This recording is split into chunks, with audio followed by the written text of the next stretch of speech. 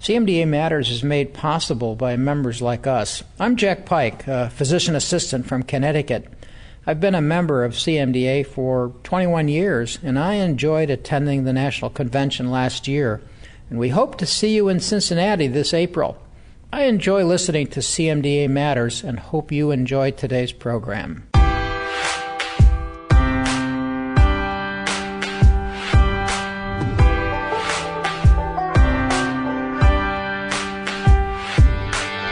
Hi, this is Dr. Mike Chupp, your host of CMDA Matters. And today I have as my guest this year's National Convention Bible teacher, Reverend Dr. Bruce Boria.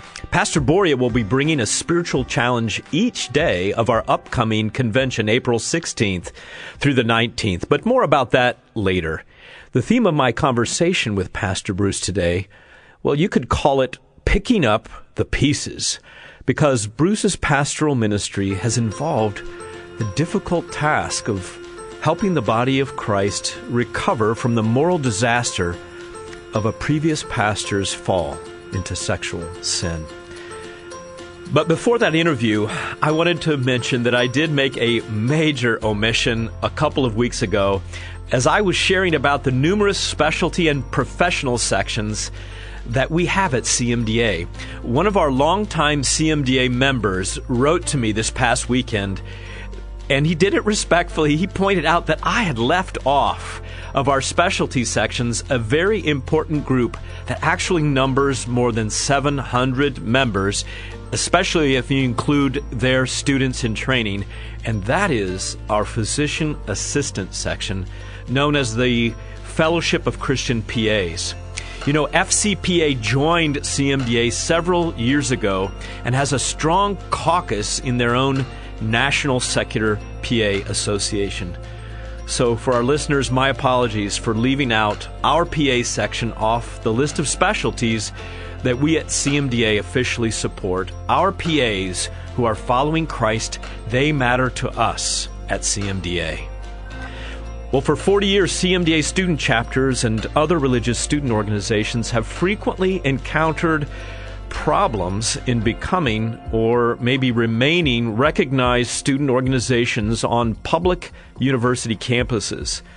To address this problem recently, and after many years of advocacy by our Vice President for Government Relations, Mr. Jonathan Embody, the United States Department of Education recently proposed two very favorable regulations that would protect religious student organizations like our own student CMDA chapter's ability to remain on public university campuses.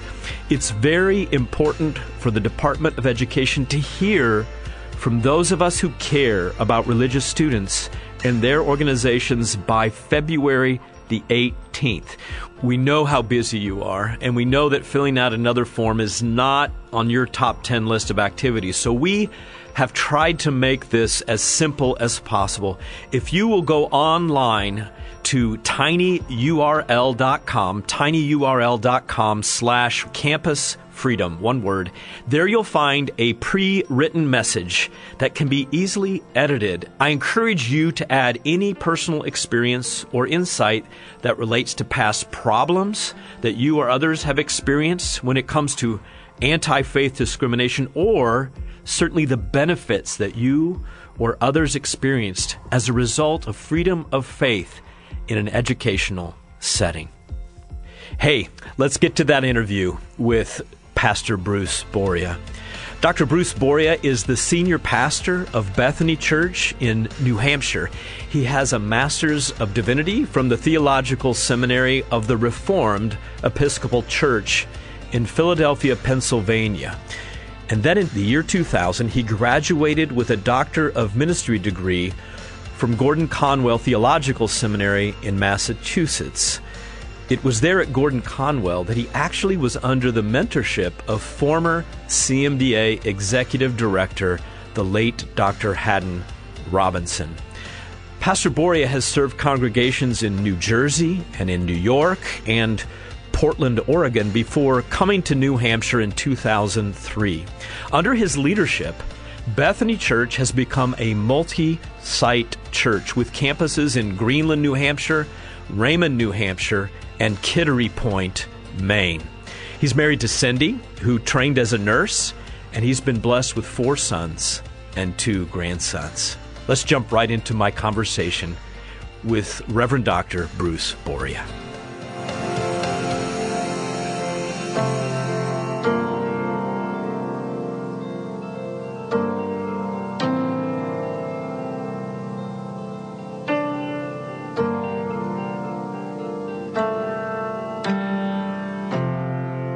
Well, today I want to welcome to our CMDA Matters program Reverend Dr. Bruce Boria of Bethany Church in New Hampshire. And I've invited Pastor Bruce today because he is going to be our Bible teacher at the National Convention in Cincinnati this year in the middle of April. Welcome to the program, Pastor Bruce. It's great to be here. Tell us about Bethany Church in New Hampshire. I understand it's one of the few, I don't know if you call it a mega church or just a big church there in the Northeast, but I understand that's not common in the Northeast to have such a big church. New Hampshire rivals Vermont for being the least church-attended state. So those who attend what people would consider an evangelical church is probably somewhere around 1.6%. So the average church here hovers just below 40 people. And so we've managed to do a little bit better than that. Well, that's great. How long have you been at Bethany Church, Pastor? Since 2003. You've been in a number of churches. Just could you briefly mention the other churches that you've pastored around the country? Well, I was at Hinson Memorial in downtown Portland for, close to like 9 years, maybe a little longer. And then before that, for about 10 years in Tarrytown, New York, which is on the Hudson, about 50 nautical miles outside of Manhattan, right on the Hudson River near the Tappan Zee Bridge. Well, more than once, we've talked before, and I was just fascinated by your professional ministry life, that more than once you found yourself in a situation, Bruce, where you were picking up the pieces after a moral disaster in the church. Tell us about that a little bit, and then what was your plan in these situations for helping the church to recover from some devastating consequences of sin in the leadership camp? I came to ministry in a rather circuitous kind of way. I was a tax accountant for Pete Malwick Mitchell, which is now KPMG. So I became a believer around that time, and I went away to seminary, and I had a home church in Staten Island, New York, that was really supportive. So when I graduated from seminary, they offered me a position, and I went to work with this mentor. I got married in May of 82. In October, my wife was pregnant and then came down with toxemia. And then in November, her dad was diagnosed with terminal cancer. And then in January, I wound up having to confront my senior pastor because I had discovered that he had been sleeping with his daughter for a number of years. So within the span of just 6 or 7 months, we had some really trying times in that first year of our marriage. But imagine those pictures on television where you see a building imploding upon itself. Mm-hmm. It just felt like that. It just felt like the ground just opened up beneath us. And I learned a lot. My wife and I both did. We learned that the grace of God was sufficient. We also learned that when God calls you, it's not in ways that sometimes you think are going to be, this pre-planned kind of program. But I also learned a great deal about people and about ministry and about calling. So that's how I got my ministry started. And because of that, churches began to reach out to me to see how we were dealing with that situation. And that led to a whole path where a lot of the churches that I took had serious moral problems. I wonder, there must have been some dark days in that first year in which you wondered, wow, why did I set down this path of ministry, which was fraught with some really unexpected things that just, you shouldn't be in the church, of course. Maybe you felt like after the years that you should start your own consultancy in broken disaster churches. I don't know. That's probably not something pastors want to sign up for. No, but it's interesting because I had a number of years, right, where I was not a believer. I come from a very military family, so there's over 100 years in the Marine Corps. I have 5 brothers, and my dad and my 2 uncles, they all served. I did not serve only because I had 3 brothers in Vietnam at the same time, and they wouldn't let me sign up at that point. So I'm the only male in my family that was not in the Marine Corps. But with that kind of mentality, you didn't easily just walk away from a challenge. I never felt like God somehow disappointed me. Jesus didn't do anything wrong. It was his pastor and his succumbing to the temptations all around him. So for me, I honestly never felt like woe is me. I just found myself like, what do you do? How do you really go about trying to bring about some change in those circumstances? And one of the things I learned, I remember sitting in my office one day and just really praying, saying, God, this is kind of scary. People are leaving. There's a lot of things to be fearful about, the least of which was just the finances of everything and watching this church implode. My wife recently pregnant, as I said, with toxemia, and then her dad dying from cancer. So there was so much of these pressures. I remember going into my office one day and just praying, saying, God, this is all new to me. I don't even know where to begin. And I was reading through the book of Corinthians, and it suddenly dawned on me that Corinthians was not a very pleasant experience for the Apostle Paul. Right. Both of those books, right, they really just rake him over the coals. And yet, at the end of chapter 16 in in 1 Corinthians, Paul says that he hopes to come and pay them a visit and to stay with them for a while. And I thought, okay, either he's lying or he's a totally different kind of person than I know. Because after being harangued the way he was, why would you want to go back? And you realize that his passion for Christ and his belief in the provision and power that God brings into a person's life, and also that God is a God of redemption, it just motivated him. And so I started reading through the book of Corinthians with that lens, seeing how Paul addressed issues with candor and with the Word of God. And I thought, I get it. I'm just going to speak to the issues. And so as many of those issues came up, that's what we did. And what I found is sometimes people skirt those issues instead of dealing them, kind of head on. They talk about everything but.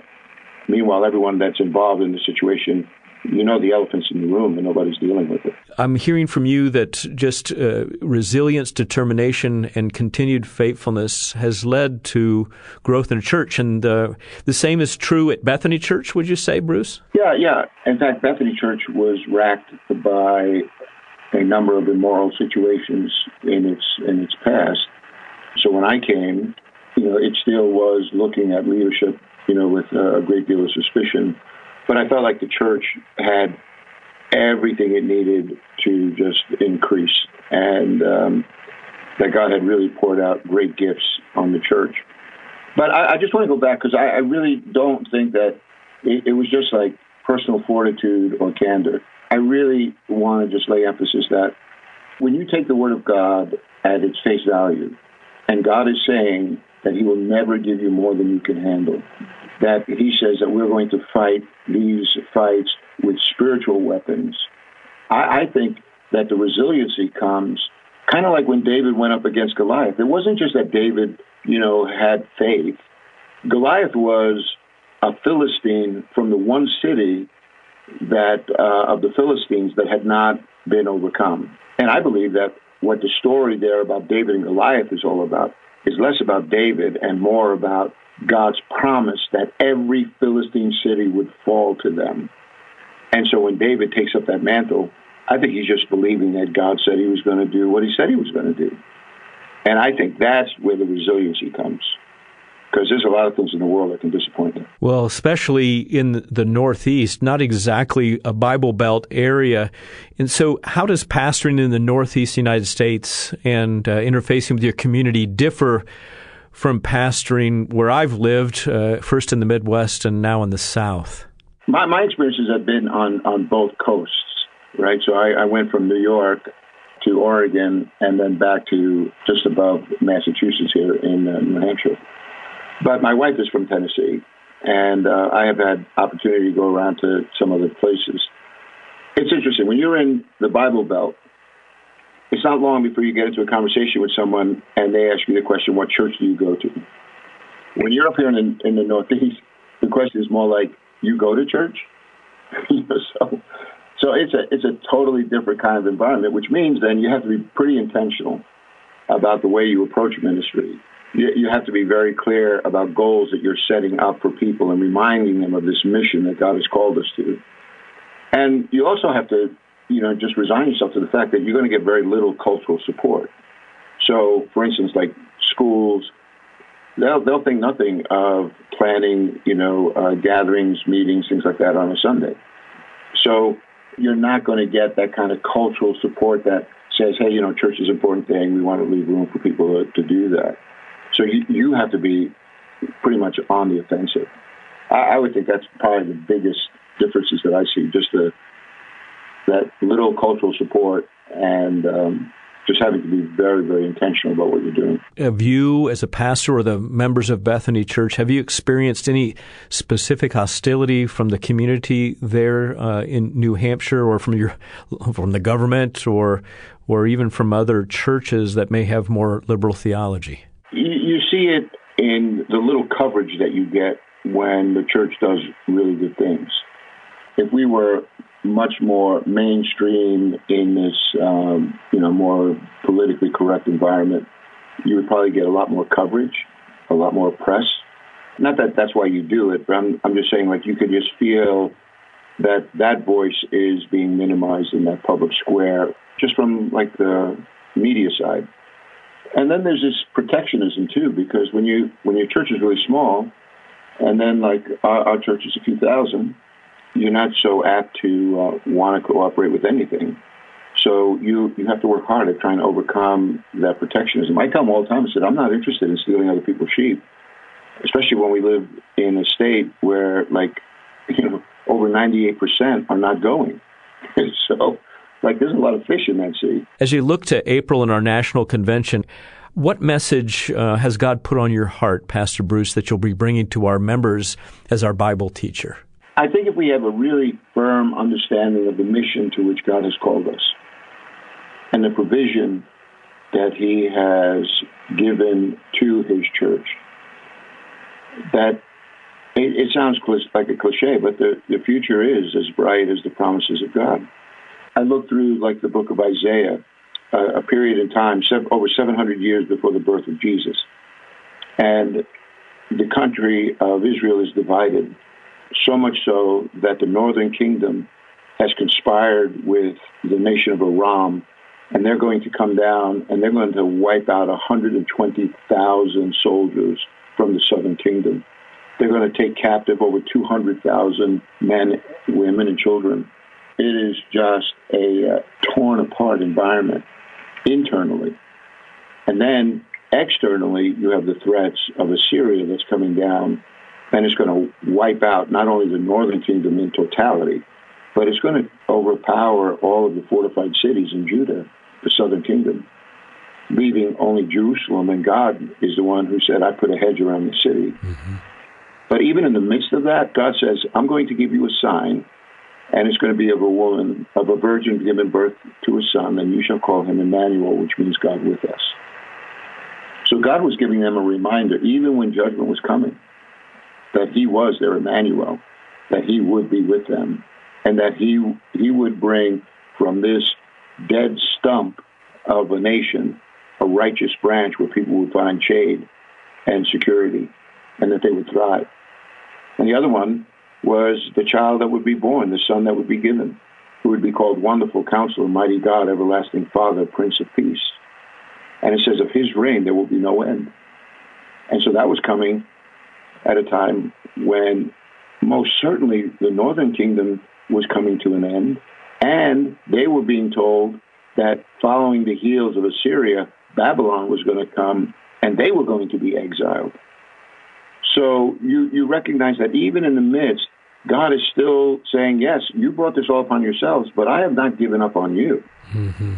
I will bring you through this. So the idea of being strong and courageous is being firmly rooted, I think, in the mission of God and what he hopes to accomplish and the part that we play in that. It's only when we get into this mission drift that I think we begin to lose our way, because we forget the one that we've been called to show fidelity to. And when we do that, he provides everything we need for life and godliness. Well, Pastor Bruce Boria, thank you for joining us today on CMDA Matters. This is just a taste for our members, our listeners, of what will be coming in April. Pastor Bruce will be sharing with us 3 times as our Bible teacher during the convention with our theme, Be Strong and Courageous. So, Pastor Boria, thank you very much for giving us your time today and sharing with us on CMDA Matters. I appreciate the opportunity, and I'm looking forward to it.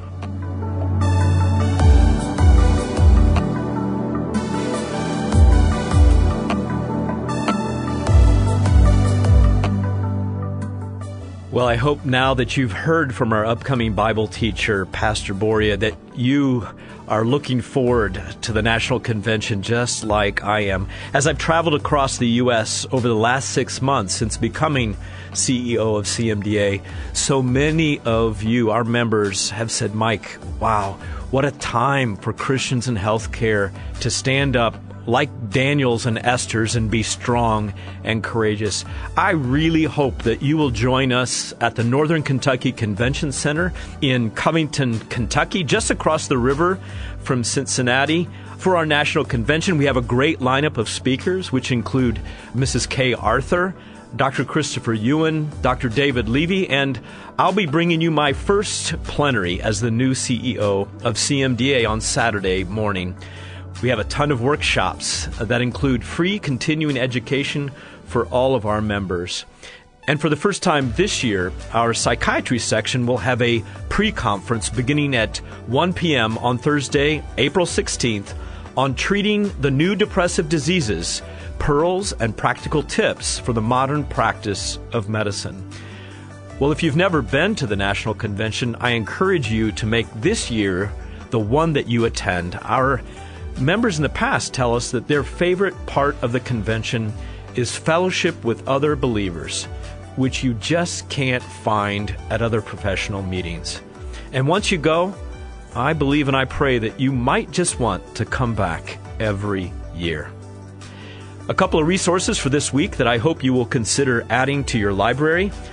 Mr. Os Guinness, born to medical missionary parents in China, who has been a past National Convention speaker, has written what I feel is the best book about the call of God on each believer's life. He entitled it The Call. This book addresses the fact that God has a specific calling for our individual lives. Why am I here? How do I fit in God's call, considering the gifts and interests and life situation that God has placed me in? The call is for all who desire a purposeful, intentional life of faith. And then Os recently has put out a new book that I just finished reading the other day, and I highly recommend it. It is entitled Carpe Diem Redeemed. Seize the Day Redeemed. I highly recommend it. It's not too long, easy read, and lots of memorable quotes. Another resource that I know will bless you as it has me is Whispers, a daily devotional for healthcare professionals and their patients, written by our beloved past president, Dr. Al Weir, who actually writes our weekly devotional that you can find online. And actually, you can go on our website on the main homepage and click on weekly devotional, and you'll be able to subscribe and get the email every week as I do, this devotional from Al. His book, Whispers, is a conglomeration of all of those weekly devotionals in a book form that would make a great gift to others. These daily devotionals are helpful for all Christians who are walking with Christ, learning to become a servant of God, and listening for His gentle whispers.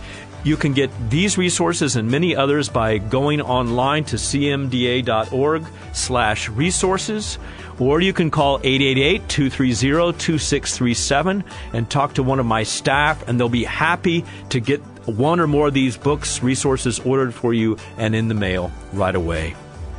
Speaking of whispers, I love King David's description of God whispering into his own heart in Psalm 27:8. I'm going to conclude with this in the New Living Translation. David said, "My heart has heard you say, 'Come and talk with me.' And my heart responds, 'Lord, I am coming.'"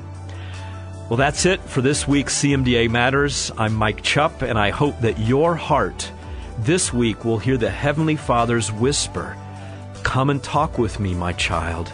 I'm waiting for you." Have a great day.